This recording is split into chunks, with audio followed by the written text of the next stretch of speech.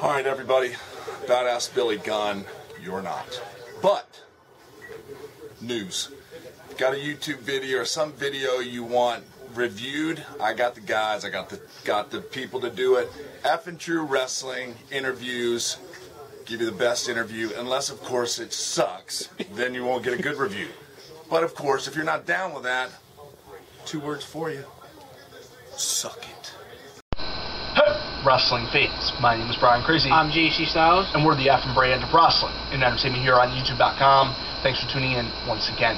We are back with our SummerSlam 2012 review. SummerSlam took place from the Staples Center in Los Angeles, California, August 19, 2012. There was 8 matches on the card. We're going to run through those matches. We're going to give you our quick thoughts, and then it's up to you guys, the fans and subscribers, because this is an interactive process. Not only do you want to hear our thoughts, we want to hear your thoughts. So please drop them in the comment box below. Before we begin, we definitely want to give a shout out to a good friend of ours, Charisma, who used to go by iRock, and you know it. And if you guys are not following him, check out his channel. The link will be in the description box below. He did some great work for our sister channel, Effing True Entertainment, and I do want to mention Effing True Entertainment as well. JC hasn't been producing too many wrestling videos as of late, but he's been working really hard on our sister channel, Effing True Entertainment, to provide you guys with some great content, movie reviews, DVD unboxings, WWE 13 updates, you name it. If it's not wrestling related, you can find it over on Effing True Entertainment.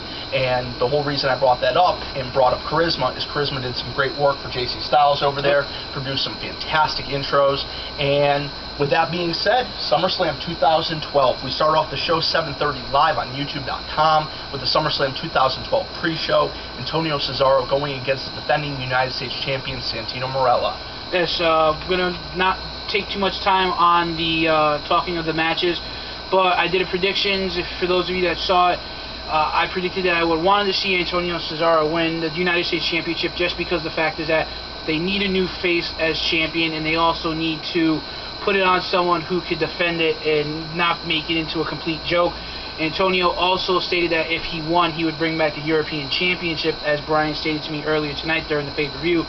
So in my mind, I enjoyed this match. I didn't want to. There's nothing I would change about it, except for that Santino really didn't bring it like he should have. Exactly. And that's the thing about Santino Marella. He's kind of an enigma in professional wrestling, because when he first broke in, he showed a lot of promise. Then they turned him into the kind of comic relief character. Then they tried to make him into a serious competitor once again, once we saw the exit of Vladimir Kozlov, and they started pushing him as not only a mid-card competitor, but also a main event level talent. We saw him in several high-profile matches, Elimination Chamber to be an example. And then tonight, he goes out there, and this kind of proves the point, what me and JC Styles have been talking about privately, and he also mentioned in his predictions video, is that he is an enigma. Sometimes he can bring it, sometimes he can't, but we need a wrestler that is going to bring a little more prestige, a little more legitimacy back to that title. And unfortunately, like JC mentioned, Santino's work in this match was just pretty horrendous. Exactly. I hate to say it. I love the guy, I love the character, and that's one of the things we preach here at the Effing brand. Regardless if we like the gimmick, we always say we support these athletes, because at the end of the day, these guys do go out there, they do put their necks on the line for us. If they do end up paralyzed, or they do end up seriously injured, regardless if we like the gimmick, we should support the athletes that go out there and try to put on a good show for us. But honestly, in this match, Santino Marella's work just wasn't up to par. No, it just wasn't up to par, and honestly, guys, in the past, I think we've tried to find a nice middle ground where we don't bash things too much, but I think sometimes we've just been a little too complacent. So I think you're going to notice in some of these future reviews that we're going to start to up the ante just a little bit, like the old Effing True Wrestling of the past. Yes. This is the relaunch, this is the rebirth, this is the genesis of something new, and I hope you guys really enjoy the direction we're going with this. No, this isn't going to be a bash fest, so you're looking to feed your negativity here, it's not going to happen. But if you want honest, straight shooting wrestling opinions, this is where you should come. So the second match of the night was Dolph Ziggler versus Chris Jericho. Real surprise in this match. I really assumed with Chris Jericho going back on tour with Fozzy, he was going to put over Dolph Ziggler. And since winning the Money in the Bank briefcase, Dolph Ziggler hasn't really done anything outstanding. Very similar to what happened with Daniel Bryan last year. We saw a several-month period of real inactivity, and then they started to build the character up again. This match was really good. I'm not going to dwell on too much of it. It was both athletes went out there and did their very best, and with that being said, Chris Jericho picked up the win with the Walls of Jericho, and it was just a really great match. Speaking about the Walls of Jericho, my God, I mean, in the last few years, the Walls of Jericho kind of evolved into almost a Boston Crab. Exactly. Tonight, he had the Walls of Jericho locked in, the classic Walls of Jericho maneuver, the maneuver that he used back in the WCW. He used in the early days of the WWF, WWE run. Excellent match. I do have to say, the work from both of these guys was phenomenal. Exactly. They gave it their all. Great match. We go into the third match of the night, Kane versus Daniel Bryan. Unfortunately, once again, one of the guys' work just isn't up to par. Yeah. Kane just isn't the machine, the big red machine that we just were expecting. Yeah, I mean, when they were hyping up his return earlier this year, and everyone was saying, oh, you know, Kane's going to come back, he's going to be the monster and everything, he's not. He looks too soft. From the video package they showed earlier this year, he was just way too soft. And the thing is, you know, he had a great feud with John Cena before WrestleMania, but they killed that feud at Elimination Chamber. Yeah. You had this incredible feud. I mean, you almost had Hollywood-style video packages. I mean, you had an incredible amount of build. Then we get to Elimination Chamber. I understand John Cena's about to be in one of the biggest matches of his life. Your WrestleMania 28 main event. You don't want to compromise that with the risk of John Cena getting injured. Exactly. I understand that, so they wanted to play safe. But that ambulance match, and there's actually shooters here on YouTube that call that one of the top matches of 2012. I mean, what are these people smoking? That was not a top match. No, not at all. But with that being said, we see Daniel Bryan pick up the win, and we just move on to the next match. But the one thing I do have to mention before we leave this is, yes, Kane's work looked a little sloppy, but after the match, he took out his frustrations on Josh Matthews. Yes. Could we see the rebirth of the Kane character once again? But I mean, For how the many 10th time? Exactly. How many times can you resurrect the dead before? I mean, Jesus Christ! They're like they're like the zombies, and now they got no arms and no legs, and they're kind of. They said that this was supposed to be the reincarnation of Kane. But I honestly believe that this is the death of Kane right before our very eyes. And I think sooner rather than later, Kane's just going to say, you know what, I'm done. Well, this is very similar to what they did with Big Van Vader. And a lot of people, and even with Chris Jericho earlier this year, a lot of people said when Vader came in or Jericho came in, they were just jobbing. They're doing their job. They're putting over talent. And Kane did put over Daniel Bryan. Now, did I really enjoy the match? No. Did I think Kane's work kind of sucked? To be perfectly honest, yes. Did Daniel Bryan do the best he could? Yes, but unfortunately, the chemistry wasn't there tonight. It just wasn't there. And I believe that these two guys can go out there and do their all, and we've seen them do it in that triple threat match with CM Punk. Alright, so we go into the fourth match of the night, WWE Intercontinental title match, Rey Mysterio versus the defending Intercontinental Champion, The Miz. I did predictions. I said that this match can go either way for me. I was rooting for both parties in this match. I was very impressed with both Rey and The Miz in this match.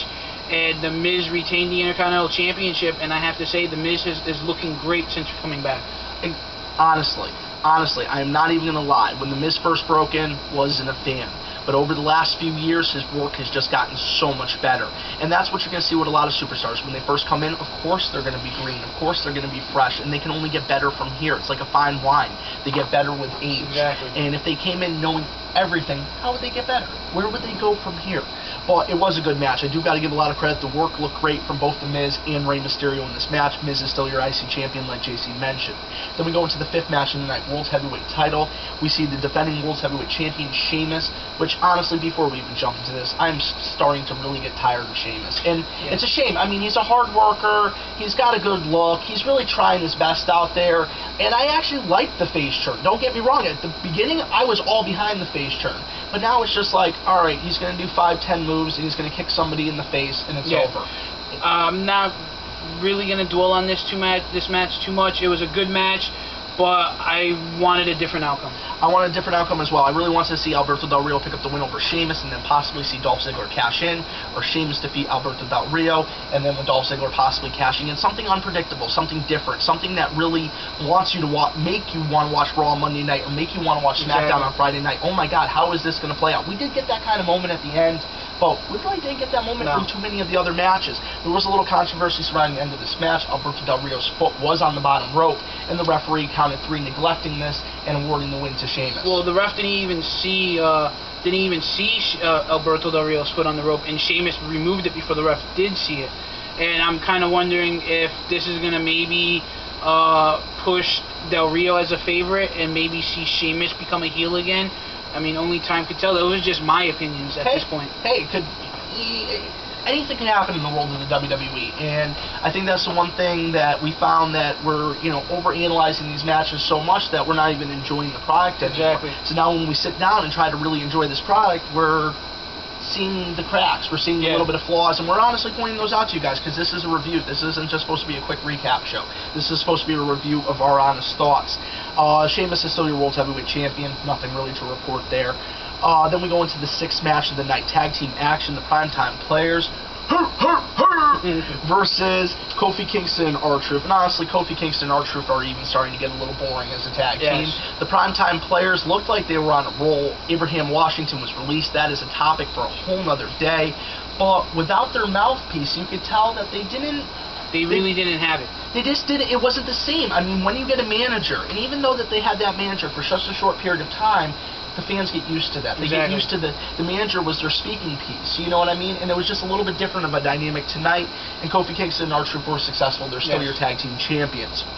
Then we go into the 7th match of the night, which kind of surprised me, because CM Punk went on that whole rant about the WWE title match not going on last, and then yet again, the WWE title match does not go on last, but I understand why they did that, because they wanted to send it away with the big segment, which we're going to get to in just 1 minute. We see Big Show versus John Cena versus CM Punk. Big Show was in pretty steady control for a good part of this match. Big Show went out and he was owning. He was throwing CM Punk and Cena around. And it was just at points in this match, it definitely looked like Big Show was going to pick up the strap. And with that being said, I mean, this match was pretty good. I'm happy with the outcome, because I think that CM Punk is probably one of the greatest in WWE right now, wrestling, in-ring ability-wise. On the mic, he's probably good as well, and I like his new attire. It kind of looked like almost like his original attire meets Bret the Hitman Hart. It had the same design on the sides with the black and the white stripes. It was pretty cool, and CM Punk successfully defended the WWE Championship and retained, sneaking in the back door. Exactly, and this was after a little bit of controversy. CM Punk had Big Show locked in his submission maneuver. Then John Cena comes over and locks in the STF. And then Big Show ends up tapping out. AJ Lee, the general manager of Monday Night Raw, comes down, restarts the match. John Cena then hits the AA. Looks like he's going to have the match won. This is when Punk pushes him out of the ring. Punk feeds on the scraps. 1, 2, 3. He is still your WWE champion. Would I have liked to see a little bit different outcome, to be perfectly honest? Yeah. To be honest, I would have liked to see Big Show, even if it was for a month. Even if it was for a month, it would have been unpredictable. It would have been something different. I'm tired of predictability. Every month, I'm tuning in. I'm watching basically the same main events just rehashed over again. Exactly. And there's so much predictability. And I just want something a little bit different. I want that feeling of 10 years ago where I was on the edge of my seat and I honestly didn't know what was going to happen. Because they were always keeping you on the edge of your seat. They were always throwing you for a loop. They were always doing what you did not expect when you expected something else. Then we go into the final match of the night, Brock Lesnar versus Triple H, and there was no involvement from HBK. They did sell the whole storyline that he was injured on Raw and would not be appearing. And honestly, I'm just going to give you some quick thoughts and let JC reflect. I'll close it out with some thoughts and we'll get this up for you guys. Honestly, I really didn't expect to see too much of a wrestling match here. I knew Brock Lesnar was still going to be playing up the UFC fighter thing and just trying to act like he was, the big badass fighter. And I really didn't expect too much out of Triple H, to be perfectly honest. I thought Brock Lesnar was going to dominate early on, even though I wanted Triple H to win. Honestly, I'm a huge Triple H fan. Believe it or not, back in 99, 2000, when he took his heel turn, I hated the son of a bitch. And I wanted him to lose every single week. Now I'm so fond of him. But that's what a good heel does. They make you want to hate them. And you know what? Brock looked sloppy in this match. Triple H didn't get to do too much offense. But when he did, guess what? He did exactly what I predicted. If it was a legitimate fight, I say Triple H should have feasted on Brock Lesnar's injured midsection from the diverticulitis where he had the surgery. If it was a legitimate fight, I'm not telling you to kick a guy when he's down. I mean, come on, people. But in a staged fight, he took advantage of his weakened midsection. So I'm some evil bastard for pointing that out, but the guy did it anyway. Exactly. With that being said, this match, a lot of the, with this match, there was so much build-up and you had so much animosity and so much tension going into this match, and it really didn't have the payoff that we were all hoping for. Brock did go out and he dominated. Triple H went out and dominated as well. The thing about this match is that the whole entire show was overcast by Brock Lesnar and Triple H and what was going to happen. Triple H even said earlier in the night that he didn't want the referee stepping in at all. He just wanted us to go. The only job that he had was either ask if we give up or count the 1, 2, 3. And Triple H went out there and he owned Brock Lesnar, could not get the win, and then post-match, after Brock beat him, Triple H finally gets up to his feet, and the fans in the sitting ringside chanting, "You tapped out," and then Triple H was going around ringside to all the little kids and saying he was sorry, and he was, shaking their hand and patting them on the back, and then you hear on commentator, you hear Michael Cole, is this the end? Is this going to be the end of Triple H? I think Triple H just said goodbye. Jerry the King Lawler says, and that's how it goes off the air. So right now, we don't know what's going to happen as much as the next person or anyone who's watching this video, but make sure you tune in to Monday Night Raw and see what happens. Exactly, and this is the one point I do have to make. I can understand if Triple H wants to focus on his backstage duties, if he wants to cut out at this point, and he wants to put over a star. But putting over Brock Lesnar, who's only going to be there for 6 more months, I don't know if that is the right decision. I think he should have put over a star that's going to be there for the next 5 or 10 years. Then they could have carried on that. I'm the man that took out the legendary Game Triple H, and they could have run with that. Brock Lesnar, 6 months' time, he's going to be gone. Yeah. And then Triple H is taken out, and then where you at? You understand what I'm trying to say with that one? The only things that really were omitted from tonight's show was Brodus Clay versus Damien Sandow, which I really was looking forward to seeing. There was no Ryback match. There was no Divas match. And honestly, for the 25th anniversary of SummerSlam, they did pretty good, but I really felt like they could have just done a little bit better. They could have upped the ante just a little bit more. They played it safe. But the WWE's been playing it safe for years. I think maybe what they should have did was, instead of having Kevin Rudolph perform smack dab in the middle of the show, maybe that should have been part of the pre-show. And all that SummerSlam access stuff could have been shown at the top of the show the minute the show went on the air, and then you still would have had time for, maybe to squeeze in a Brodus Clay and a Ryback match, or you could have squeezed in a Ryback match and a Divas match. Well, the thing about it is, if they wanted to have the Divas on the card, they should have expanded the pre-show to 1 hour, very similar to the old Sunday Night Heat format leading into a pay-per-view. They could have showcased 2 or 3 matches. They could even throw in a couple skits, a couple recaps, and that could have filled out this card. And that would have created a buzz, because when you watch that pre-show, it's the last selling point of this pay-per-view. If you are not wowed by the pre-show, then you're not going to buy the pay-per-view. If you've already got in your head, I'm not buying this pay-per-view, I just want to watch the pre-show, and then you watch the pre-show, and it's like, wow, anything can happen, it's going to really be this good, then I want to check out the pay-per-view. Those are just some of our thoughts, guys. Now we want to hear yours. We really appreciate you checking out this video, and we really appreciate you guys checking out the return of F and True Wrestling. It means a lot to us, guys, especially all you guys that have been with us for some time, and all of the guys that are going to follow us from here on out.